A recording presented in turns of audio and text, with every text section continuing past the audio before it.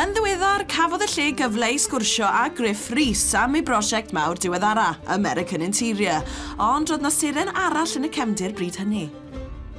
Dyma'r super furry Vanimal. Ddim ei enw swyddogol ond mae'r cerbyd yn deyrnged i waith a Monsterism's Pete Fowler, nifer sydd wedi ymddangos ar gloriau recordiau y super furries ers y 90au. A'r perchennog psychedelic? Janine Hall o Benryn Deidraeth. Ro'n i'n Australia ar wyliau, mi nes i weld lot o faniau efo graffiti. Dwi'n caru super animals a gwaith Pete Fowler, felly ro'n i'n meddwl basa hi'n ddoniol. Mi nes i brynu i'r fan yn 2005, ond roedd hi'n blaen o'r blaen.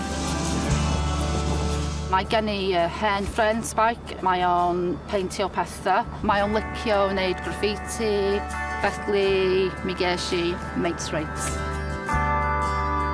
It's not really naturally the sort of thing I do, but you know, it's a tribute, so I have to get it right, you know. Otherwise, I'll be a poor imitation. Just a week ago, I did a Nissan Micra. It was a complete dragon over the whole thing, big red dragon, because it was taking part in the Mongol rally. So that one just went out. Mae plant yn meddwl mae fan hyfynio ydy hi. Well, my favourite part so far is just around here.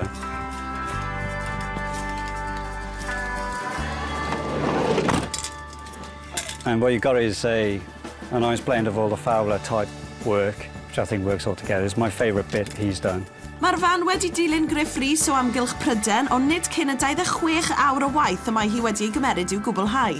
Dwi'n fan fawr iawn. Dwi'n dysgu Cymraeg achos nes i glywed super animals ar y radio ers talwn, canu yn Gymraeg. Felly, ro'n i isio dysgu'r iaith. Well, this is one of Pete Fowler's characters from the Radiate albums, Furry Animals. But I've just put a little twist on it here with the sort of the Beastie Boy VW gold chain going in it. Just fit on. Of course, it's on the radiator, obviously. Felly, beth mae'r dyn oedd yn gyfrifol am yr album anhygoel hwnnw yn feddwl o'r campwaith yma? A mae'n Teyrnged anhygoel i waith Pete. Dwi'n cael lliwiad Felly sy'n ddiddorol gwybod be mae o'n meddwl cael rhywun arall yn peintio lluniau i waith o. Mae Pete Fowler gwybod am ei fan. Di wedi gweld o? Roedd Pete yn hapus. Iawn, iawn, iawn. He actually said, I can't wait to overtake you on the motorway, but I don't know how to say that in Welsh. Siwr fydd yr heddlu'n stopio'r fan ma'n gymryd sy'n nhw. Ac mae'n bosib na dim dyma'r unig reswm fysa'r heddlu yn mynd ar ôl Janine.